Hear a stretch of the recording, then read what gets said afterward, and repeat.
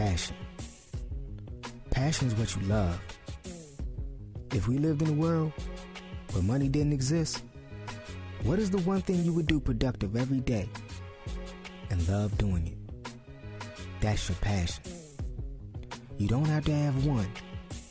And that's why you see people with multi-businesses. The key to turn your passion into a business is to be innovative. Did you know Phil Knight, the founder and CEO of Nike, his passion at the age of 20 was sports, particularly track?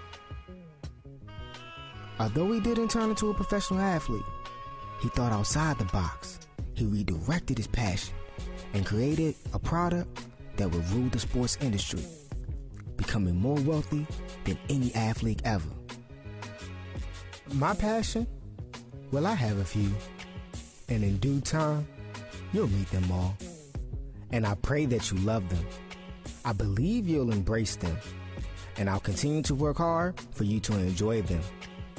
Right now, my focus is on Movie Solution, and I love getting ready for the meeting, reviewing my proposal, managing my creation, and walking into a meeting with all eyes on me, and they address me as Mr. Cheers.